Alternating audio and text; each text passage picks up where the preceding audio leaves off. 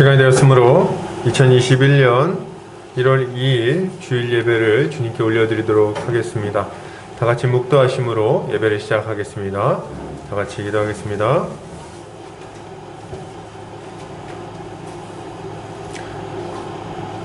하나님은 영이시니 예배하는 자가 영과 진리로 예배할지니라. 사랑과 은혜가 많으신 하나님 아버지 감사합니다. 사랑하는 우리 보금자리교회 형제자매들, 오늘 이 거룩한 주일 아침에 모여서 주님을 예배하고자 합니다. 이 시간 우리 가운데 좌정하셔서 우리 예배를 받아주시고 하늘의 놀라운 은혜를 우리 각 사람의 심령 가운데에 충만하게 부어 주시옵소서. 이제 예배를 시작하는 시간입니다. 마치는 시간까지 주께서 함께하여 주시기를 원하오며 예수 그리스도의 이름 받들어 기도 올려드립니다. 아멘. 찬송가 1장 찬송 올려드리겠습니다.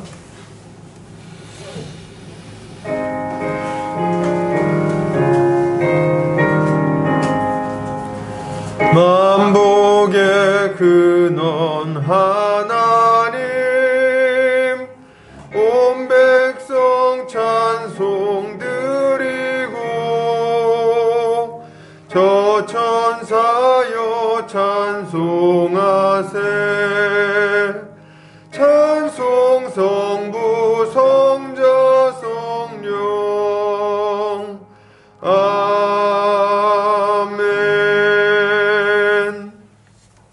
다같이 사도신경으로 우리 신앙 고백하겠습니다. 성경 맨 앞 페이지를 참고하시면 되겠습니다.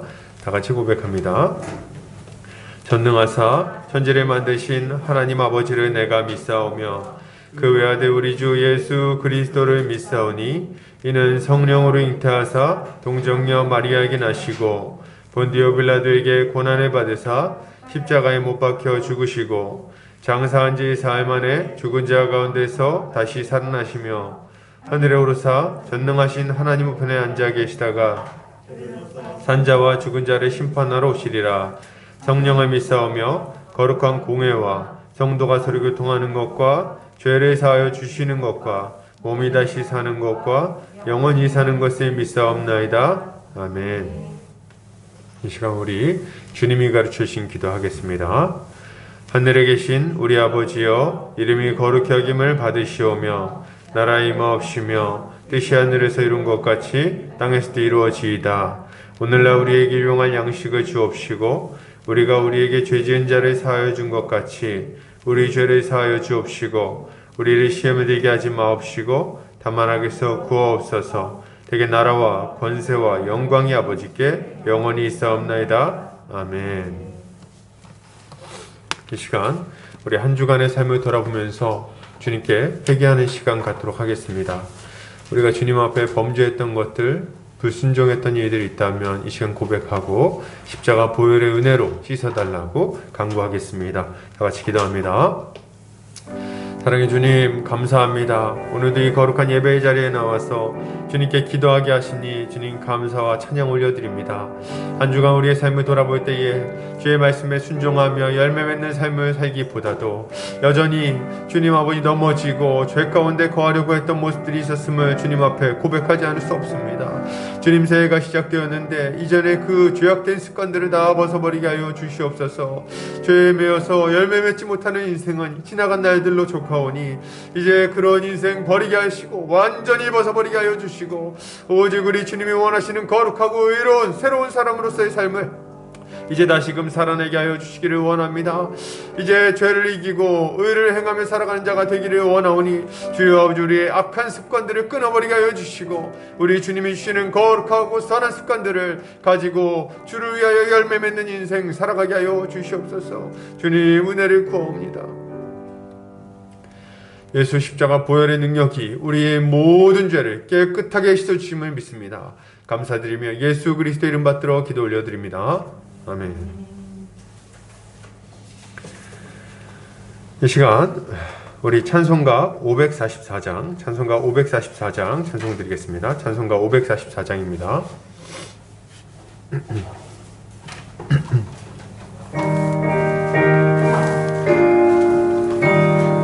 울어도 못하네 눈물 많이 흘려도 겁을 없게 못하고 울어도 죄를 씻지 못하니 울어도 못하네. 십자가에 달려서 예수 고난 당했네. 나를 구원하실 이 예수밖에 없네. 힘써도 못하네. 말과 뜻과 행실이 깨끗하고 착해도 다시 나게 못하니 힘써도 못하네. 십자가에 달려서 예수 고난 당했네. 나를 구원하실 이 예수밖에 없네. 참아도 못하네. 할 수 없는 죄인이 흉한 죄에 빠져서 어찌하니 죽을까. 참아도 못하네. 십자가에 달려서 예수 고난 당했네. 나를 구원하실 이 예수밖에 없네. 믿으면 되겠네. 주 예수만 믿어서 그 은혜를 힘입고 오직 주께 나가면 영원 삶을 얻네. 십자가에 달려서 예수 고난 당했네. 나를 구원하실 이 예수밖에 없네. 이 시간 우리를 대표해서 김옥주 성도님 나오셔서 기도해 주시겠습니다.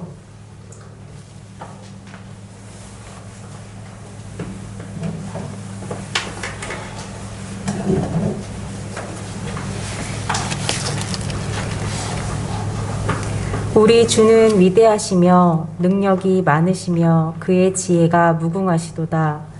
여호와께서 겸손한 자들은 붙드시고 악인들은 땅에 엎드러 들이시는도다. 감사함으로 여호와께 노래하며 수금으로 하나님께 찬양할지어다. 아멘. 세상 만물을 말씀으로 창조하시고 그 위에 법과 질서를 세워 운행하시는 하나님의 놀라운 능력과 크신 지혜를 찬양하고 주님을 높여드립니다. 생명의 주관자 되신 하나님을 경외하며 주의 인자 앞에 엎드려 하나님께서 우리에게 베푸신 선하신 일들을 감사하며 찬송하나이다. 죽음에 이르는 죄악의 길로 달려가던 우리를 불쌍히 여겨주시고 예수 그리스도의 십자가 복음을 믿음으로 말미암는 구원의 길을 열어주시고 그 길로 인도하여 주시니 감사와 영광을 올리나이다. 우리가 하나님의 은혜와 사랑을 기억하며 예수님의 주되심에 순복하고 매일의 삶 속에서 순종하는 거룩한 삶을 살기를 원하나이다. 우리 안에 여전히 남아있는 죄된 습관들을 십자가 앞에 내려놓습니다. 주여, 공고한 자들을 불쌍히 여겨주시고 예수 그리스도의 보혈로 깨끗게 하여 주시옵소서. 우리가 예수 그리스도 안에서 죄에 대해 죽고 하나님에 대해 살아있는 자임을 매일 깨닫고 거룩하고 선한 열매를 맺어가게 하여 주시옵소서. 하나님 아버지, 2022년 새해가 밝았습니다. 우리의 환경이 많이 바뀌지는 않았지만 주변이나 우리의 어떠함과 상관없이 주님께서 주신 지혜와 힘과 능력으로 고난과 시련을 이겨내고 주님의 몸된 교회를 충성스럽게 세워나가기를 원하나이다. 우리에게 정한 마음을 주셔서 하나님께 온전히 의지하며 말씀을 더 깊이 알아가고 순종함으로 주께서 약속하신 복된 삶을 누리고 전하는 한 해가 되게 하여 주시옵소서. 우리 보금자리 교회가 예수 그리스도의 사랑을 비추는 빛과 소금의 역할을 잘 감당케 하여 주시옵소서. 또한 주님께서 주신 은사로서 서로 섬기고 위로할 때에 예수 그리스도의 부요함이 풍성하게 드러나게 하여 주시옵소서. 오늘 단 위에 세우신 안종영 목사님께 하늘의 능력을 더입혀 주시옵소서. 늘 하나님 앞에 겸비하여 영육간에 강건케 하여 주시고 말씀 연구와 성도 양육에 필요한 모든 지식과 지혜를 넘치게 부어주시옵소서. 주님의 말씀이 선포될 때에 모든 성도들에게 들을 귀와 깨닫는 마음을 허락하여 주시고 겸손하게 말씀을 받아 그 심령이 새로워지고 변화를 받아 점점 더 예수 그리스도를 닮아가게 하여 주시옵소서. 우리를 구원하시기 위해 만세전에 계획하시고 주의 때에 이를 때 다 이루시고 지금도 우리와 함께 하시는 성부, 성자, 성령님께 감사드립니다. 우리의 예배를 기뻐 받아주시길 원하오며 우리를 위해 십자가를 기꺼이 지시고 죽기까지 순종하신 우리 주 예수 그리스도의 이름으로 기도드립니다. 아멘.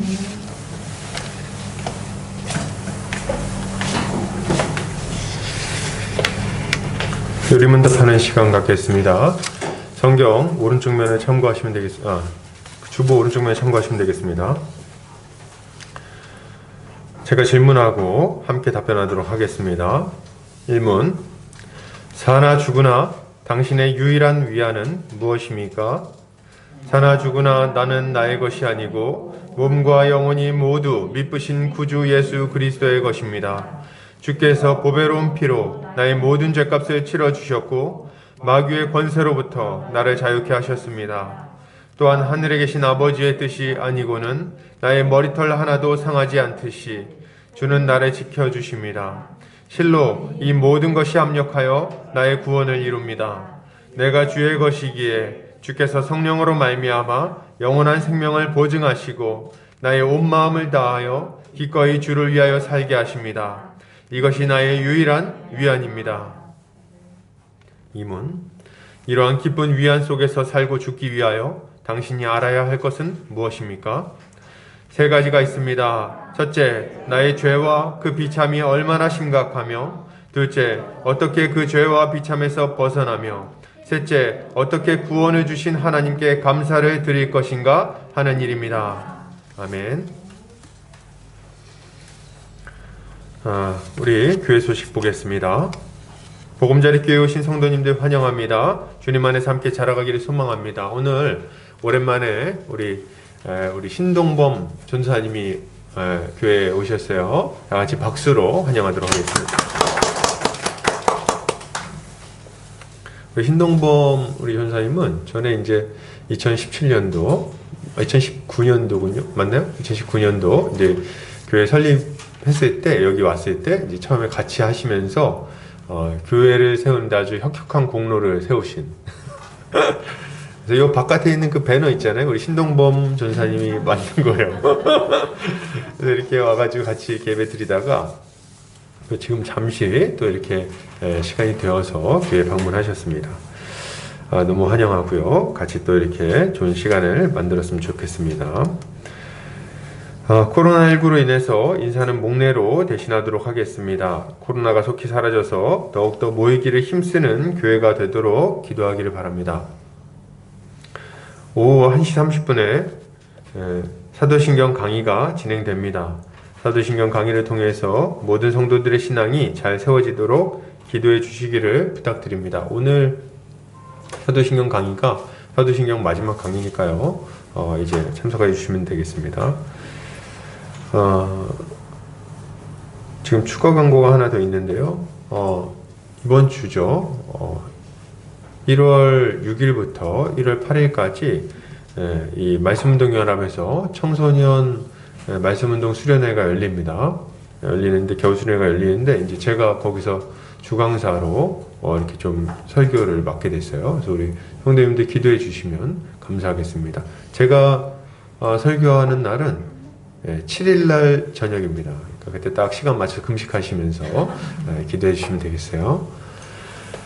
말씀선교센터와 한책의 사람들, 말씀운동연합과 누룩운동, 장신 바이블 스터디와 생명야대 시컷 모임 가운데 많은 열매가 맺혀지도록 기도해 주시기를 부탁드립니다.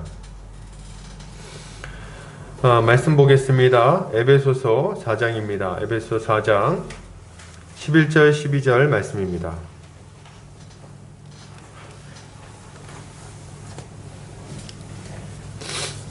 제 성경으로는 신약성경 314페이지에 있습니다. 제가 봉독해 올리겠습니다. 그가 어떤 사람은 사도로, 어떤 사람은 선지자로, 어떤 사람은 복음 전하는 자로, 어떤 사람은 목사와 교사로 삼으셨으니 이는 성도를 온전하게 하여 봉사의 일을 하게 하며 그리스도의 몸을 세우려 하심이라. 아멘. 에베소서 4장 11절에서 12절까지 그리스도의 몸을 세우는 직분이라는 제목으로 말씀 보도록 하겠습니다. 2022년 새해가 밝았습니다. 오늘이 첫 주일인데요. 올 한 해 동안 우리 주님이 부어주시는 풍성한 은혜를 마음껏 누리시기를, 그렇게 마음껏 누리는 성도님들 되시기를 주님 이름으로 축복합니다. 제가 신대원에 다닐 때 한 교수님이 해주신 얘기입니다. 한 장로님이 목사님이 신방을 오신다는 얘기를 듣고 좀 준비를 해야겠다는 생각을 하셨어요. 그래서 목사님이 신방을 오니까 우리 목사님 몸보신을 좀 시켜드려야겠다 생각을 하고 이제 개고기를, 요새는 이제 개고기 안 먹지 잘. 근데 그때만 해도 목사님들이 신방 오면은 거의 개고기를 이렇게 하는 게 굉장히 좀 잘 대접해 드리는 거라는 생각이 있었어요. 그래서 개고기를 좀 이렇게 대접을 해드리고 싶다 생각을 하신 거예요. 그래서 이 장로님이 집에서 이렇게 잘 키우던 누렁이를 이제 끌고 뒷산으로 올라가셨어요. 그래서 이 누렁이를 나무에다가 목을 매달아가지고 딱 달아놓고 몽둥이로 막 때렸어요. 그렇게 하면 개고기 육질이 좋아진다 그러더라고요. 잔인한데 그렇게 옛날에는 했다 그럽니다. 막 두드려 팬 거예요. 막 개를 두드려 패고 있는데 글쎄 얘가 이제 죽기 전에 갑자기 이 줄이 툭 끊어져 버렸어. 그래서 이 개가 탁 떨어져가지고 확 도망을 가버린 거예요. 막 달려 도망가 버렸어. 그래서 장로님이 아이고 이거 어떡하나, 우리 목사님 대접해드려야 하는데 이 개새끼가 도망가가지고 아유 이거 어떡하나. 그리고 이제 집에 돌아오신 겁니다. 그래서 이게 참 난처하다. 돌아오는데 집에 왔더니 글쎄 이 개가 그 집 문 앞에서 꼬리를 흔들면서 기다리고 있는 거예요. 그래서 그걸 보고 이 장로님이 너무 그걸 보고 마음이 안 좋으셨던 거예요. 이 강아지의, 이 개의 누렁이의 충성스러움을 보고 이거 도저히 잡을 수가 없었던 거예요. 그래서 이 장로님이 내가 이를 참 도저히 못 잡겠다. 그래서 대신에 이제 다른 걸 준비하고 이제 목사님이 신방 오셨을 때 이제 다른 걸 대접을 해드렸어요. 그리고 이제 목사님한테 목사님 사실은 제가 여차저차해서 이렇게 이 개고기를 좀 준비를 해드리려고 그랬는데 세상이 이 녀석이, 이 누렁이 녀석이 이렇게 막 도망갔는데, 그렇게 맞았는데도 이렇게 와서 꼬리를 흔들면서 기다리는 충성스러운 모습을 보고 제가 차마 잡지를 못했습니다. 죄송합니다. 이렇게 말씀을 하신 거예요. 이 얘기를 들으신 목사님이 너무 마음에 큰 감동을 받으신 거예요. 그래가지고 이제 장로님 우리 같이 기도합시다. 딱 기도를 하면서 기도하셨다는 거 아닙니까? 주여 개 같은 목사 되게 해주십시오. 기도를 했다는 거예요. 그래서 이 개의 충성스러움을 닮은 이 장로님도 옆에서 같이 또 감동을 받아가지고 주여 개 같은 장로 되게 해주십시오 이렇게 기도를 했다는 이제 그런 이야기를 저는 이제 신대원 다닐 때 이제 교수님이 해주셨던 얘기가 생각이 납니다. 이 얘기를 들을 때 그 반에 있는 우리 모든 전사님들이 막 너무 신나게 웃으셨어요. 막 깔깔거리고. 근데 그 얘기들 다 웃으실 때 혼자 많이 울었던 기억이 납니다. 이렇게 충성스러운 일꾼이 될 수 있을까요? 이렇게 충성스러운 일꾼? 아직도 저한테는 두려운 마음이 있습니다. 여러분, 올 한 해 우리가 해야 하는 일은 뭘까요? 주님의 몸된 교회를 바로 세우는 것입니다. 교회를 건강하게 세워나가는 게 우리가 해야 되는 일이에요. 우리는 교회를 통해서 하나님의 은혜를 공급받습니다. 그리고 교회를 통해서 세상을 살 힘도 얻어요. 그리고 교회를 통해서 하나님이 주시는 복을 풍성하게 받아 누릴 수가 있습니다. 교회를 떠나서는 이러한 복을 전혀 누릴 수가 없는 거예요. 그러니 교회를 세우는 일을 우리가 어떻게 소홀히 할 수 있겠습니까? 충성스럽게 교회를 세워 나가야 되는 거죠. 그런 의미에서 교회를 세우는 데 있어서 가장 중요한 목회자에 대해서 오늘은 좀 이야기를 해보고자 합니다. 목사에 대해서. 여러분, 이 시대는 바른 목회자상을 갖기가 정말 힘든 시대예요. 너무 힘든 시대다.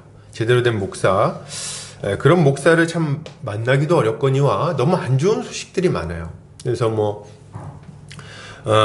어떤 교회는 성도와 목회자가 서로 막 고소를 하고 깡패를 불러서 막 예배 문을 막고 막 싸웠다는 얘기들이 막 들립니다. 뉴스에서도 그런 얘기들이 막 종종 들리죠. 참 충격적인 얘기입니다. 물론 이런 일들은 흔한 일이 아니라 매우 이례적인 일이라는 것을 알고 있습니다. 그러나 그 정도는 아니라 할지라도 만약 목사와 성도와의 관계가 올바르지 못하다면, 서로의 관계가 불편하고 깨어져 있는 관계가 된다면, 그러면 우리가 건강한 신앙생활을 영위하는 것은 불가능한 일이 될 거예요. 왜냐하면 목사가 말씀을 선포하고 우리 성도들의 영혼을 지도하기 때문에 그렇습니다. 그러므로 우리는 목사는 어떤 직분인지, 그리고 그런 목사와의 관계를 어떻게 세워나가야 할 것인지에 대해서 잘 살펴볼 필요가 있는 거예요. 이것을 알고 우리 보금자리 교회를 함께, 목사인 저와 함께, 우리 동역자들과 함께 잘 세워나갔으면 좋겠습니다. 오늘 본문에서는 하나님께서 어떤 사람은 사도로, 어떤 사람은 선지자로, 어떤 사람은 복음 전하는 자로, 어떤 사람은 목사와 교사로 세우셨다고 말하고 있습니다. 교회에 은사를 주셔서 교회를 충만하게 하시고 하나님 나라의 그 복을 누리게 하실 뿐만 아니라 세상 속에서 능력 있게 살아가게 하시는 우리 주님께서 이 교회에 특별히 직분자를 세우심으로 이 모든 일들이 아주 원활하게 이루어지도록 만드신다고 이야기하고 있는 겁니다. 이때 사도나 선지자나 복음 전하는 자나 목사나 교사나 공통점이 있어요. 그 공통점이 뭘까요? 바로 말씀을 전하는 자라는 겁니다. 말씀을 전하는 자. 그래서 사도와 선지자는 지금 이 시대에는 없습니다. 이들은 계시를 받는 자들이고 계시를 통해서 교회의 기초를 세운 자들이에요. 그렇기 때문에 지금 계시가 완료된 이 시점에 있어서는 성경 66권이 다 주어져서 하나님의 계시가 완전하게 완성된 지금 이 시간에는 특별히 이 직분이 요구되지 않는 겁니다. 그리고 이들의 직분을 대신해서 이제 말씀을 가르치고 말씀을 통해 성도들을 지도하는 목사의 직분이 이제 이 모든 직분을 대표한다고 볼 수 있을 것 같아요. 그러면 이 직분, 이 귀한 직분인 목사를 통해서 하나님은 어떤 일을 하려고 하시는 걸까요? 우리 12절에 보면 우리 주님의 목표가 무엇인지를 알 수가 있어요. 같이 읽어볼까요? 시작.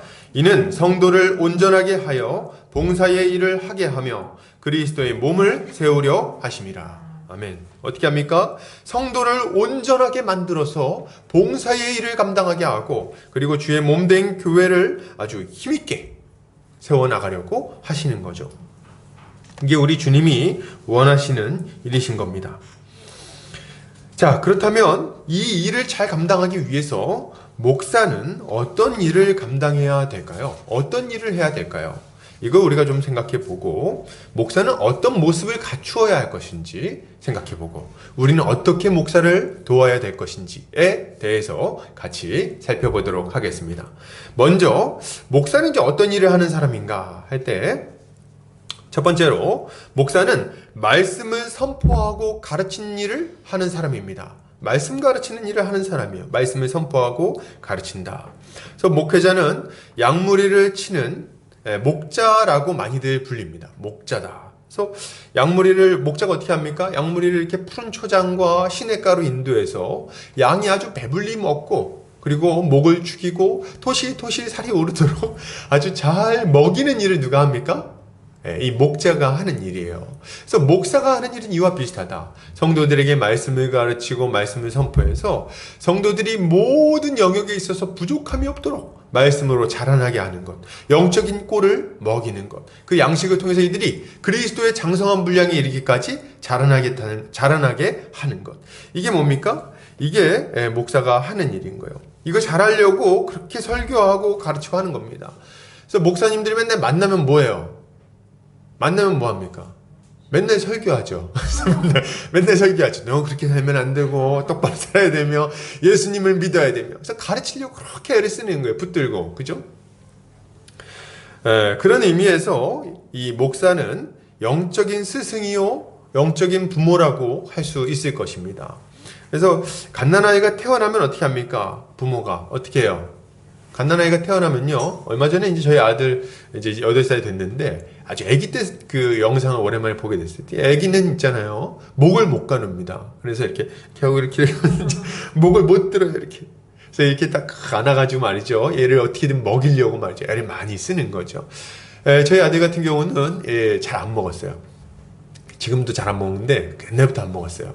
안 먹어가지고 먹이려고 얼마나 애를 쓴지 몰라요. 막 얼르고 막 그렇게 해가지고 말이죠, 먹어라 이렇게 해가지고 젖병을 물려주기도 하고 때로는 막 그냥 흔들기도 하고 해가면서 막 이제 먹이려고 애를 많이 썼는데요. 왜 그렇습니까? 먹어야 자라니까.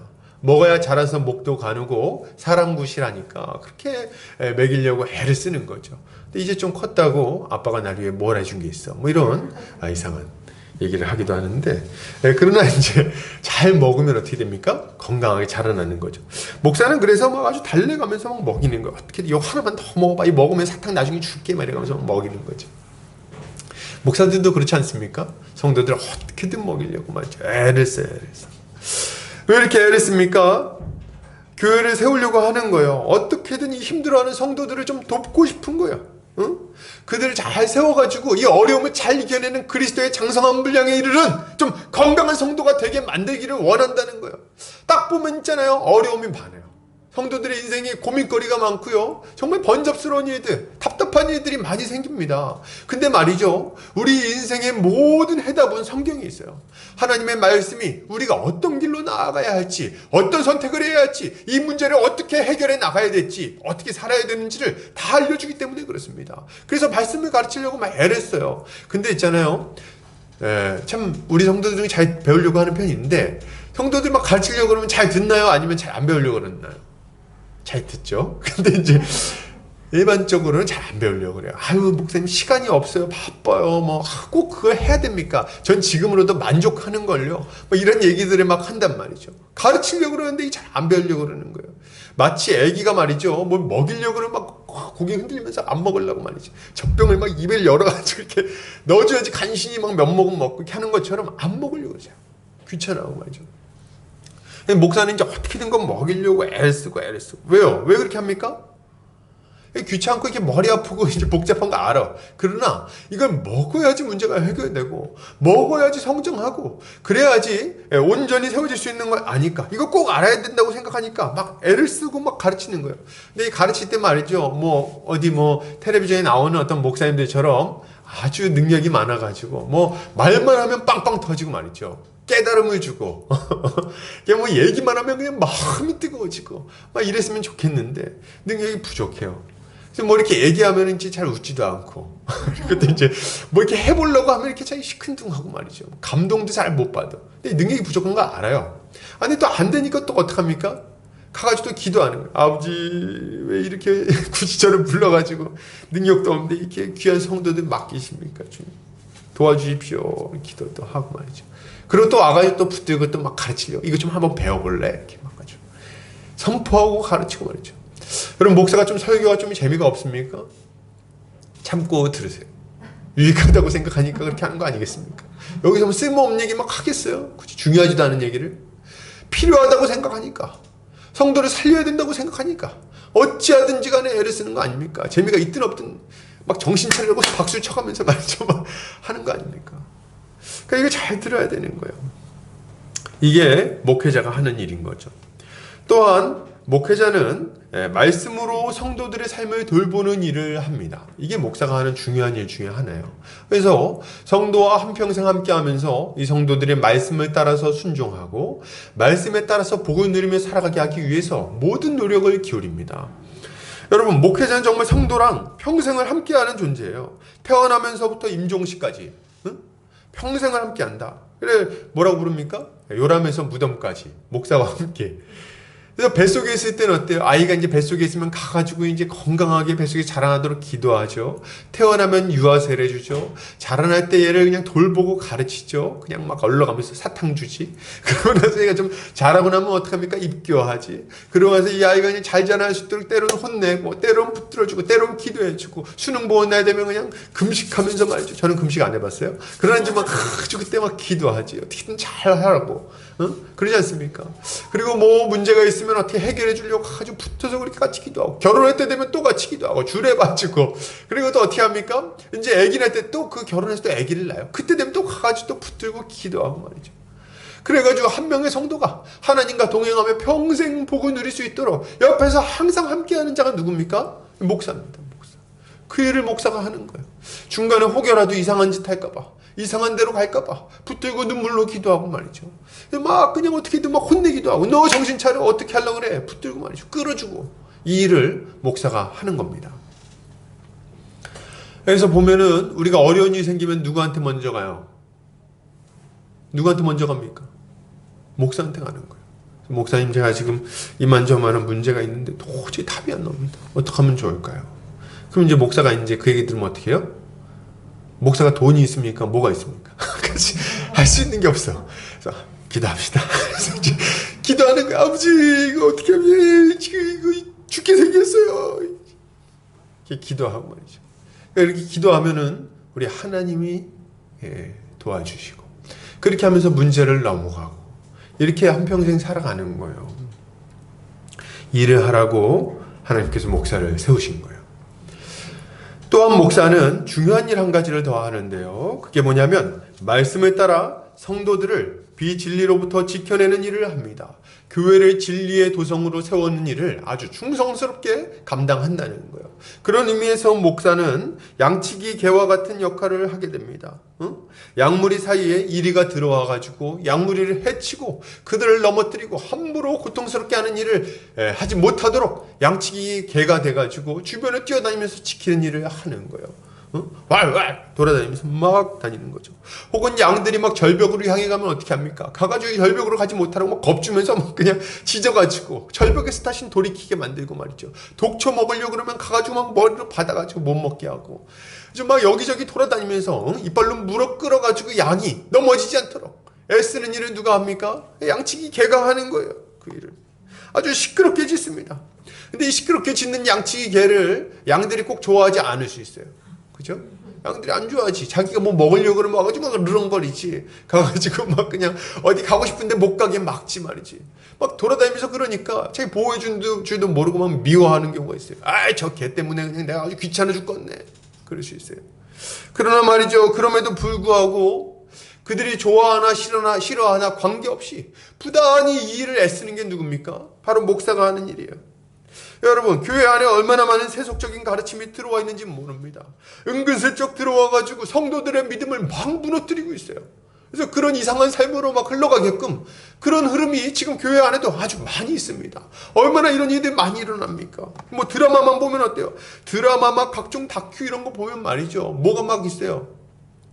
무슨 전생 뭐 이런 얘기, 전생에 막 보니까 막 어떻게 잘 서로 연인이었는데 이제 요번 생에는 그냥 둘 다 남자로 태어나가지고 그래가지고 이제 서로 막 사랑하지만 그러나 사실은 전생에는 남녀 관계였고 막 이런 거 이상한 거 있잖아요. 그리고 또 뭐 어떤 드라마에서 막 보면은 말이죠. 뭐 다큐멘터리 보면 맨날 뭐 나옵니까? 바다에 막 바닷가에 파도 치는 거 막 보여준 다음에 막 포말이 있죠. 그러고 나서 이제 멘트가 나옵니다. 자연은 참 신비롭습니다. 그러면서 어떻게 이렇게 조그만 세포들에서 이렇게 복잡한 생물이 되었는지 놀라울 따름입니다. 뭐 이런 얘기들을 막 해나가는 거예요. 그런 얘기 들으면 그냥 세상이 진화가 됐구나, 저 바닷물결 속에서 생명이 탄생했구나, 이런 이상한 생각들로 넘어가게 된다는 거예요.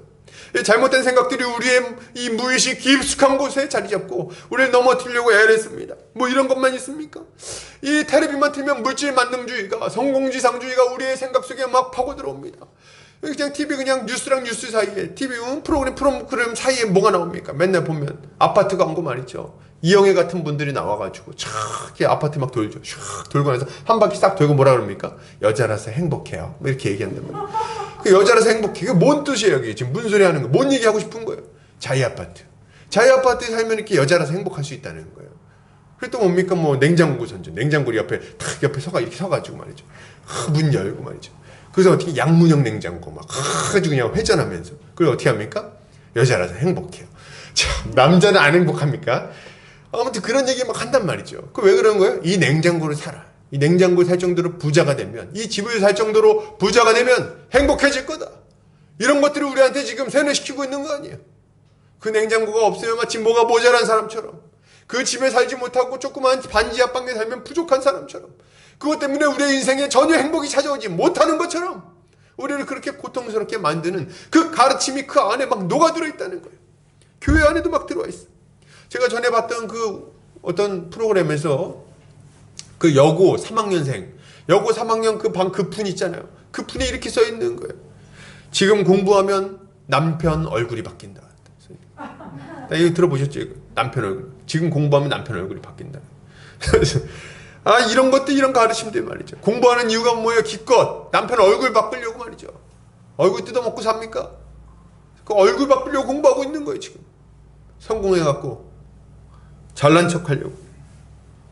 막 종교다원주의 이런 것도 은근슬쩍 들어와 있습니다. 제가 전에 텔레비전을 딱 틀었는데, 이 불교, 이 조그마한 불교 어린아이와, 그죠? 그리고 또 이제 천주교, 이렇게 막 청 같은 거 쓴 천주교 이 여자아이와, 그리고 이슬람교 이렇게 그 복장을 한 남자애가, 애들이 막 나와서 손잡고 막 빙긋빙긋 돌면서 하하호호 막 웃으면서 돌아다니더라고. 그게 이제 광고였어요. 뭘 광고하려고 하는 거예요? 전쟁 없는 세상 좋습니다. 그걸 반대하는 건 아니에요. 종교 안에서 막 다툼이라고 싸워야 된다는 얘기를 하는 건 아닙니다. 그러나 그 안에 은근슬쩍 녹아들어 있는 건 뭡니까? 무슨 종교든 상관없다. 종교다원주의. 어떤 거든 우리가 평화롭게만 살 수 있다면 상관없다. 이런 것들이 우리 안에 들어와가지고 이 교회를 다니는데도 불구하고 이런 가르침에 그냥 깊이 물들어 있는 경우들이 있는 거예요. 이럴 때 목회자가 하는 일이 뭡니까? 끊임없이 경고하고 소리치는 일들을 하는 거예요. 안 됩니다, 안 됩니다. 그거 아닙니다. 그렇게 가면 안 됩니다. 다 망합니다. 다 죽습니다. 그 길로 갈 수 없습니다. 그렇게 하면 안 됩니다. 아주 사람들과의 관계 때문에 타협하지 않고, 때로는 그냥 미워한다 할지라도 끊임없이 소리치고 그 길로 못 가게 막는 일을 목사가 하는 거예요. 예레미야가 구덩이에 빠지면서도 이스라엘을 책망했던 것처럼 때로는 욕먹고 관계가 깨질 일이 있고 때로는 고통을 당할 일이 있을지 모르겠습니다. 그러나 그럼에도 불구하고 끝까지 경고하는 일을 목사가 하는 거예요. 그래서 어떨 때 보면요, 목사가 굉장히 융통성 없어 보이고 딱딱해 보일 때가 있습니다. 우리 목사님은 고리타분해, 맨날 저런 얘기밖에 못해, 타협 이렇게 유도리가 없어, 뭐 이런 얘기 들을 수도 있어요. 목사님 저렇게 융통성도 없고 말이죠. 얼굴도 봐봐가지고 그냥 딱딱하게 생겨가지고 그럴 수 있어요. 그러나 그럼에도 불구하고 맡은 바 직분 때문에 어쩔 수 없을 때가 있는 거예요. 목사가 이래도 흥 저래도 흥 아무 때나 무슨 얘기를 하든 상관없이 웃기만 한다면 결코 목회자의 일을 감당할 수 없는 거예요. 때로는 정색하고 혼낼 일들이 있는 거죠. 정색하고 안 된다고 말해야 될 일들이 있다는 거예요. 다 괜찮다고 그럴 것 같으면 뭐 하려고 목사를 합니까? 상담사를 하지. 양치기 개는요, 이리에 물려 죽더라도 죽기 직전까지 소리를 지릅니다. 죽기 직전까지 막 울부짖는 거예요. 왜 그렇게 합니까? 양들을 지키려고, 그리고 주인을 안전하게 하려고. 물려서 목숨을 잃기 전까지 계속 짖는 거예요. 우리는 예수 그리스도의 양치기 개로서 죽기 직전까지 짖을 수밖에 없습니다. 우리 믿음의 선배들도 이렇게 하다가 칼이 찔리고 창에 맞고 버림을 받았어요.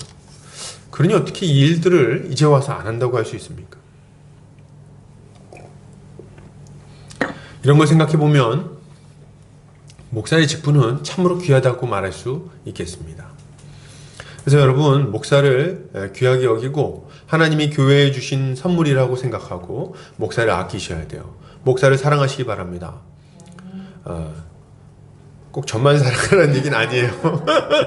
서로 사랑해야겠죠. 그러나 이제 목사를 아끼시고 그리고 존중해야 되는 거예요. 여러분, 그러나 목사는 이 맡은 바 사명의 무게만큼이나 감당해야 되는 일들도 많이 있습니다. 목사가 해야 되는 일들은 뭡니까?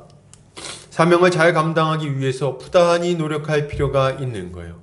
첫째로, 목사는 말씀을 제대로 가르치기 위해서 애를 써야 됩니다. 아주 애를 써야 돼요. 목사는 뭐 하는 사람입니까? 하나님의 말씀을 전하는 자예요. 말씀 전하는 자다. 말씀 전하는 자다. 그래서 성경 말씀을 가르치기 위해서 아주 애를 써야 되는 거예요. 어떻게 하든지 간에 성경 말씀을 풀어서 잘하든 못하든 말씀을 풀어서 성도들이 말씀을 깨닫고 주님 말씀에 순종할 수 있도록 하기 위하여 아주 애를 써야 되는 거죠. 그래서 성경에 없는 얘기하거나 혹은 자기 생각을 얘기하면 안 되는 거예요. 목사는 앞에 서가지고 아침마당에 나올 것 같은 얘기나 하고 있으면 안 된다 이거지. 제가 보면 어떤 목사님도 막 설교하다 보면 제가 막 꼭 비난하려고 그런 건 아닙니다. 가끔 듣다 보면 막 답답할 때가 있어요. 그 귀한 설교 시간 때 가가지고 막 이런 거 노노에 보면 이런 얘기하는 거예요. 노노 얘기를 왜 거기서 합니까? 노노는 저기 도올 김용옥한테 가라 그러세요. 왜 노노를 여기서 설교 강단에서 노노를 막 때로 어떤 분들 막 이래. 우리 법정 스님께서 무소유라는 책을 쓰셨는데 무소유 무소유해야 된다는 얘기를 거기서 하고 있는 거예요 지금. 불교로 가시든가 그럼. 머리 밀고 말이죠. 왜 여기 와가지고 그럽니까? 왜 여기 와가지고. 여러분, 우리는 목사가 이런 일들을 감당하는 자라는 걸 알아야 돼요. 목회자는 아주 열심히 성경을 하나님의 뜻을 가르치기 위해서 애를 써야 됩니다. 이렇게 이상한 말씀 전하지 않아야 될 뿐만 아니라 좀 본문을 해석해도 좀 잘 해석해야 되겠어요. 지금 여기서부터 얘기하는 거 저한테 얘기하는 것 같군요. 그래서 설교를 하는데 아주 이상하게 본문 해석하면 안 되겠습니다. 좋은 목사는 이상하게 해석 안 하는 목사예요. 그래서 막 해석할 때 말이죠. 뭐 그런 얘기 합니다. 삼손이 블레셋 사람과 싸워가지고 이제 원수를 갚으려고 여우 꼬리에다가 횃불을 붙여가지고 밀밭에다 불을 지릅니다. 그 본문을 설교하면서 이러는 거예요. 여러분, 삼손도 여우랑 동역했습니다. 여러분, 우리 동역합시다. 이렇게 얘기해요. 어쩌자는 거예요. 지금 이거는 지금 답이 안 나오는 거예요. 성경을 보기는 보는 겁니까? 목사가 이러면 되겠습니까? 이건 정말 안 될 일이에요. 거의 드문 얘기입니다. 또 이렇게 얘기하는 경우는 있어요. 아는데도 이상하게 가르치는 경우가 있어요. 아는데도. 뻔히 아는데도. 그래서 뭐 이런 얘기 하는 거죠. 여러분, 아브라함도 거부였고 이삭도 거부였고 야곱도 거부였고 다윗도 거부였습니다. 여러분도 거부가 되어야 되겠습니다. 아주 이런 사람들을 거부해야 돼요. 안 돼요. 이런 사람들을 그냥 용납하면 안 되는 거예요. 그런 목사들 말이죠. 다른 것은 말이죠. 목사는 이런 것들을 막 하지 않아야 돼요. 다른 것은 좀 못해도 됩니다. 말씀 가르치는 일을 잘 해야 돼요. 말씀 가르치는 일. 그래서 성경을 펼쳐가지고 신구약 성경 66권을 다 설명해주고 성도들에게 유익한 것이라면 다 가르치기 위해서 애를 써야 됩니다. 어찌하든지 간에 성경 전체를 관통하고 있는 하나님 나라의 그 역사를 풀어서 설명해주고 이 전체를 관통하는 그 핵심에 있는 예수 그리스도 그 십자가 복음을 아주 선명하게 드러내서 한 명의 성도도 세상으로 빠져가지고 이상한 길로 가지 않도록 막아내야 되는 거예요. 넓은 길로 걸어가다가 망하지 않도록 좁은 길로 인도하고 이곳이 생명의 길이라는 것을 알려주고 그 길로 갈 수 있도록 예수 그리스도 십자가 복음 아주 선명하게 분명하게 도무지 모를 수 없도록 가르치는 일을 누가 합니까? 목사가 해야 되는 거예요. 일 잘해야 되는 거예요. 아주. 그래서 딱 그냥 성경을 펼치면 잘 설명해 줄 수 있는 목사. 이게 좋은 목사입니다. 그 일을 잘해야 되는 거예요. 다른 거 좀 못해도 돼요, 여러분. 다른 거 좀 못해야 돼요. 목사가 너무 다 잘하면 그것도 이상합니다. 목사님 말이죠. 막 복사기도 고치고 막 혼자 막 난리 났어. 막. 그리고 막 뭐 한다 하면 아주 잘하는 거예요. 요리도 막 그냥 팍팍팍팍팍 요리. 하면 좋죠. 근데 이제 못할 수 있다 이거예요. 하면 좋다. 그러나 이제 못할 수도 있다. 너무 다 잘하면 그 이상한 거예요. 너무 만능을 요구하면 안 돼. 그래서 막 목사인데 막 어떤 분 막 이래요. 우리 목사님 찬양을 너무 못해. 좀 못하면 어떻습니까? 찬양 좀 노래를 못하는 걸 어떡할 거예요? 노래를. 또 우리가 어떤 경우에는 막 이렇게 축구 못한다고 뭐라 그래. 우리 목사님 맨날 골 먹어. 진짜 목사님 축구하기 싫어. 축구 좀 못해도 돼요. 축구 못한다고 그렇게 목사 못합니까? 안 되는 건 뭡니까? 말씀을 못 가르치는 목사. 이건 안 되는 거예요, 여러분. 이거는 어떤 거랑 비슷한 거예요. 말씀을 못 가르치는 목사는 수영 못하는 수영 선수 뭐 이런 거 아닙니까? 수영 못하는 수영 선수. 아니면 달리기 잘 못하는 육상 선수 뭐 이런 거. 그러니까 안 맞아요. 말 자체가 안 맞는 거예요. 말씀을 가르치고 성도를 지도하기 위해서 해온 직분인데 그걸 못한다면 하지 말아야죠. 왜 거기 서갖고 괴롭힙니까? 자기도 괴롭고 다른 사람도 괴롭고. 그렇게 하면 안 되는 거죠. 그래서 목회자는 말씀을 잘 배우고 연구하는 일에 애써야 됩니다. 혹시라도 은사가 좀 부족하다면 아주 열심히 애를 써야 되는 거예요. 때는 보면 제가 이제 전에 신대원에서 우리 전도사님들 가르치는 사역을 했었어요. 하는데 가끔 가다 보면 정말 답답할 때가 있어요. 어떤 경우까지 있었냐면 전도사님 붙들고 야 우리 성경 연구합시다. 성경을 배워야 됩니다. 이렇게 얘기하면 이분이 이러면 아주 난처한 표정을 지으면서 이렇게 얘기합니다. 간사님 제가 정말 오늘 모임 가려고 그랬는데 오늘 축구가 있어요. 축구 때문에 안 오고 축구 때문에. 참 기가 막힙니다. 우리 간사들 중에 이 아주 크게 회심하고 돌이킨 간사가 있는데 한 번은 자기가 축구 대회가 있어 축구 연습하느라고 이제 모임에 못 간다 그랬더니 전도사님 한 명이 탁 붙들고 이렇게 얘기했다는 거예요. 전도사님 축구하려고 신대원 왔어요? 이렇게 물어봤다는 거예요. 그 얘기 듣고 크게 충격을 받고 회심. 그래서 이제 성경연구원에 돌아왔다는 이런 간증이 하나 있어요. 이게 당연한 거죠. 축구하러 갔습니까? 거기 3년 동안? 그 있을 수 없는 일이에요. 맨날 하는 얘기가 뭐 건강이 곧 영성이다. 막 축구 열심히 해. 그리고 성경연구 안 해. 건강만 하지 그러면 목사가 안 되는 거예요. 목사는 말씀 가르치는 일을 잘하기 위하여 부단히 애를 써야 되겠습니다. 두 번째로 목사는 또한 말씀의 모범이 되어야 돼요. 말씀의 모범이 되어야 된다. 그래서 눈에 보이는 교재가 돼서 성도들의 모범이 돼야 됩니다. 성도들이 목사를 딱 보면 어떻게 살아야 할지를 알 수가 있어야 되겠어요. 우리 성경 말씀 보겠습니다. 디모데전서 4장 11절 13절입니다. 주보 뒷면 참고하시면 되겠어요. 자, 읽겠습니다. 너는 이것들을 명하고 가르치라. 누구든지 내 연소함을 업신여기지 못하게 하고 오직 말과 행실과 사랑과 믿음과 정절에 있어서 믿는 자에게 본이 되어 내가 이를 때까지 읽는 것과 권하는 것과 가르치는 것에 전념하라. 아멘. 믿는 자에 있어서 본이 되라고 말하고 있어요. 말과 행실과 사랑과 믿음과 정절에 있어서 믿는 자의 본이 되라 이렇게 얘기하고 있어요.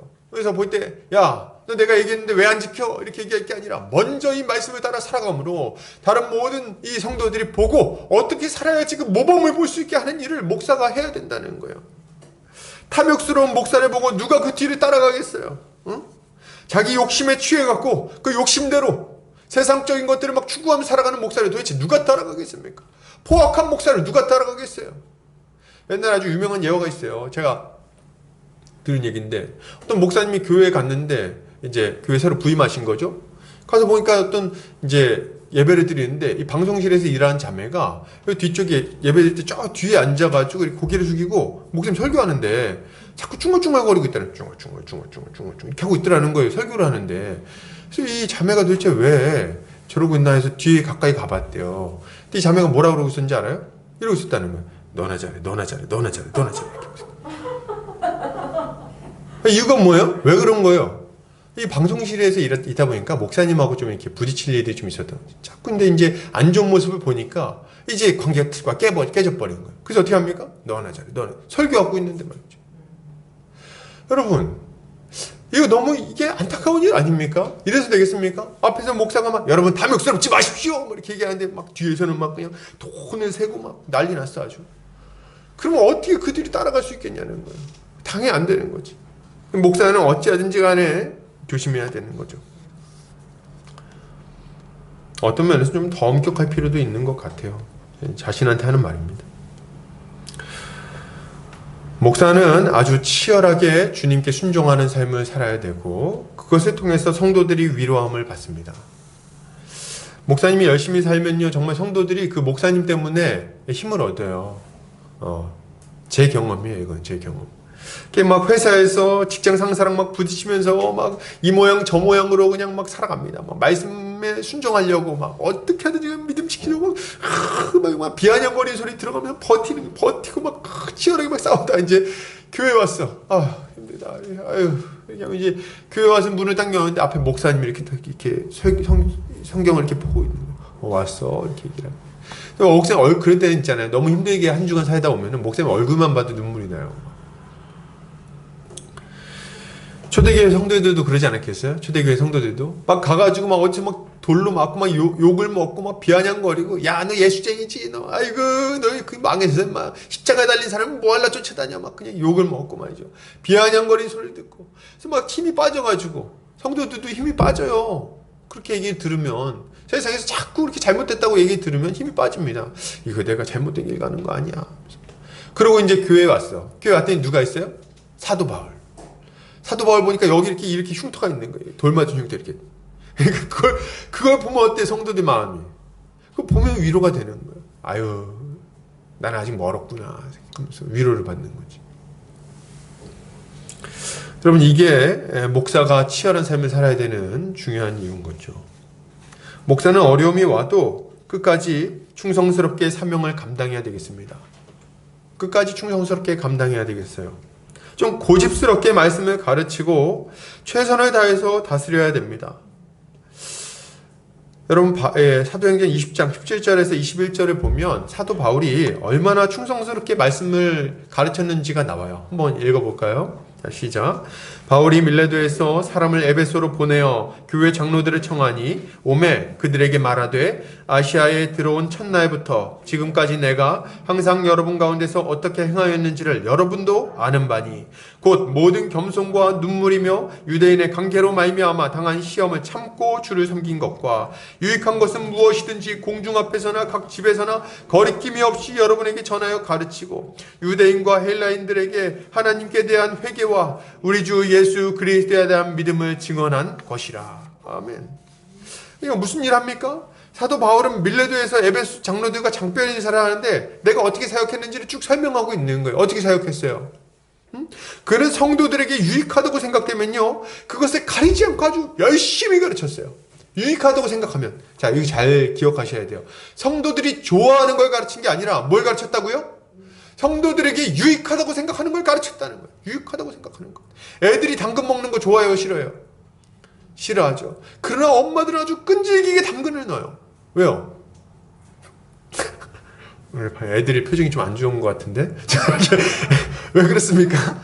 왜 그래? 왜 당근을 굳이 넣는 거예요? 건강해지라고 말이죠. 건강해요. 베타캐로틴 들어있으니까.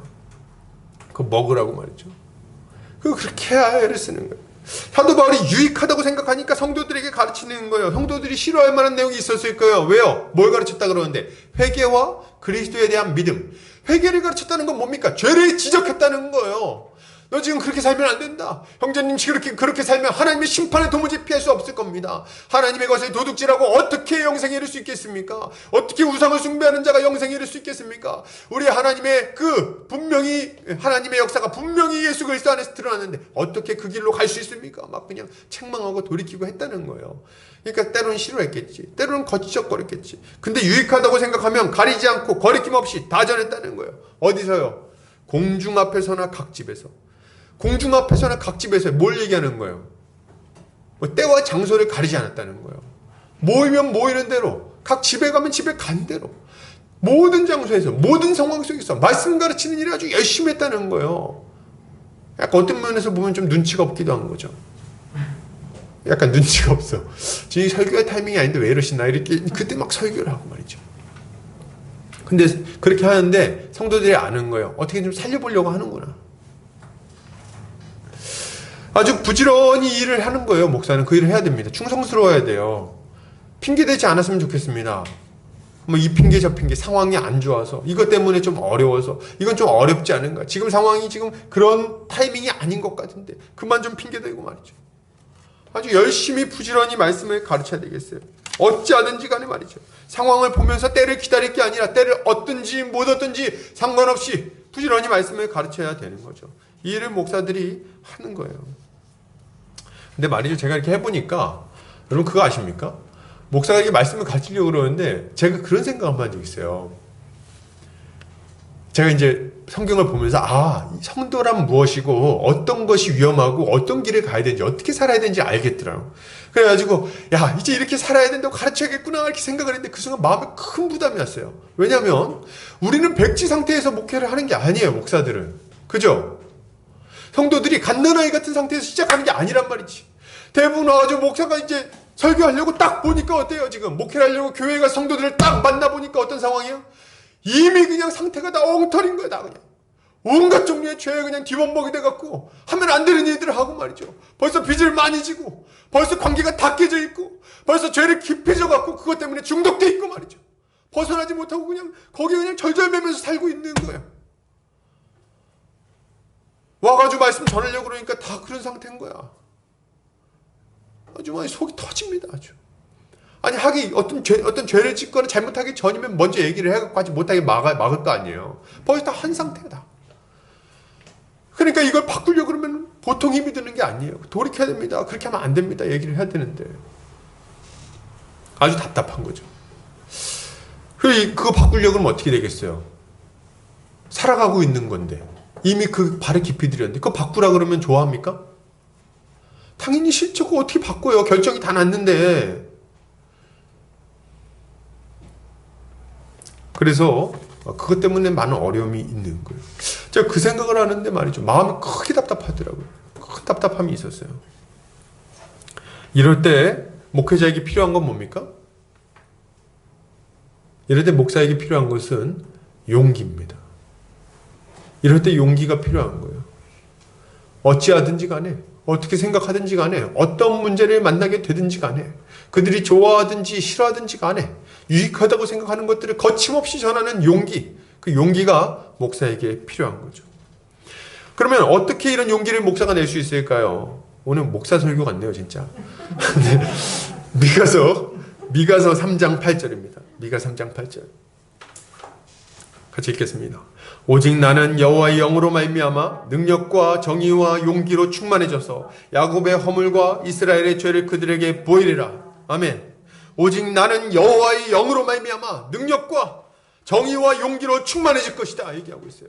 여호와의 영으로 하나님 앞에 기도하여 성령의 능력을 받을 때야 비로소 이 용기가 나는 거예요. 그래서 목사는 기도하는 사람입니다. 그런 면에서 아주 부단히 기도해서 하나님의 은혜를 받고 그 능력으로 기도하며 용기를 내서 성도들을 돌보는 일을 감당해야 되는 거죠.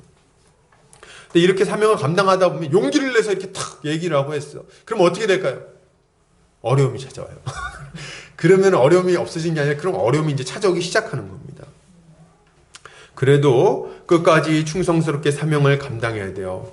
고린도전서 4장 1절 2절 뭐라고 말합니까? 사람이 마땅히 우리를 그리스도의 일꾼이요 하나님의 비밀을 맡은 자로 여길지어다. 그리고 맡은 자들에게 구할 것은 충성이니라 이렇게 얘기하고 있어요.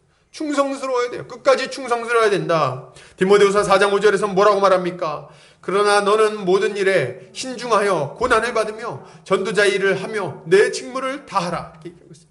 그러니까 직무를 다하는 가운데 오는 고난을 그냥 받으라고 얘기하고 있는 거예요. 우리 사랑하는 우리 성도님들, 목사는 그래서 고난을 받아야 돼요. 고난을 받아야 돼요. 안 받을 수가 없어요. 고난 안 받고 어떻게 목사 일 합니까? 성도들도 고난 받는데? 안 그래요? 성도들이 고난을 받는데 목사는 그냥 고난 안 받고 편안하게 살겠다고요? 말도 안 되는 얘기예요. 성도들이 당하는 만큼 성도로서 고난을 받아야 할 것이고 직분 맡은 자답게 충성스럽게 고난을 감당해야 되는 거예요. 이것이 너무나도 마땅한 일이겠다. 목사는 이런 여러 가지 일들을 충성스럽게 하는 자입니다. 이렇게 잘 할 수 있도록 기도를 해주셔야 되는 거예요. 자, 그렇다면 이제부터 우리 성도님들에 대해서 좀 얘기할 때가 됐어요. 목사 얘기를 너무 많이 했죠. 목사는 이런 자다. 얘기를 좀 이런 일을 하는 사람이다. 좀 말씀드리고 싶었고요. 그러면 이런 목사를 대하는 성도들은 어떤 모습을 가져야 되겠습니까? 성도들은 이렇게 부단히 싸움을 싸우고 교회를 지도하고 양육하려고 하는 목사를 볼 때에 어떻게 반응해야 되겠습니까? 성도들은 목사의 권위를 인정하며 그를 통해 이루어지는 하나님의 통치에 적극적으로 순종해야 되겠습니다. 아멘입니까? 여러분, 목사로부터 선포되는 말씀을 믿음으로 잘 받으시기를 바랍니다. 이게 성도들이 해야 되는 일이에요. 말씀을 들을 때 목사님이 선포하는 이 말씀들을 하나도 놓치지 말고 아주 잘 들어야 되겠어요. 설교 말씀. 그래서 이 들을 때 말씀은 이제 이게 하나님의 말씀이 맞는가 잘 분별하면서 일단은 들을 필요가 있어요. 베레아 교인들처럼. 베레아의 교인들은 뭐 어떻습니까? 베레아에 있는 사람들은 신사적이어서 하나님의 말씀을 들을 때 잘 받았다 이렇게 얘기를 하잖아요. 그러니까 아주 잘 말씀을 잘 받아야 돼요. 분별하면서. 그래서 들을 때 설교 들을 때 이렇게 하고 듣지 마세요. 이렇게 뒤를 이렇게 기대하고 약간 여유 있게 하면서 이제 흐리멍텅한 눈으로 이렇게 뭐 잘하나 웃기나 안 웃기나 보자. 안 된다 이거 안 된다. 이렇게 하면 안 돼. 어떻게 해야 됩니까? 정신을 번쩍 차리고 말이죠. 설교할 때 딱 들어야 돼. 분별하면서. 지금 저 목사가 이상한 얘기하는 거 아니야? 탁 가지고 딱 가지고 눈을 똑바로 뜨고 하나님 말씀을 전하는지 아니면 이상한 얘기하는지 딱 분별하면서 들어야 될 거 아니에요. 그래 기본적으로 이제 저는 이제 담임 목사고 저의 관계가 있으니까 너무 의심하시면 안 됩니다. 그런 정신 차리고 들어야 된다. 딱 똑바로 제대로 전하고 있는가. 날카로운 눈빛 딱 가지고. 그리고 말씀을 들을 때 그것이 하나님의 말씀이 분명하다면 여러분 아멘으로 받으셔야 되겠어요. 아멘이 없는 이 시대에 아주 아멘을 크게 하면서 말이죠. 아멘! 이렇게 하면서 받아야 된다 이거예요. 데살로니가 전서 2장 13절에 뭐라고 말합니까? 이러므로 우리가 하나님께 끊임없이 감사함은 너희가 우리에게 들은 바 하나님의 말씀을 받을 때에 사람의 말로 받지 아니하고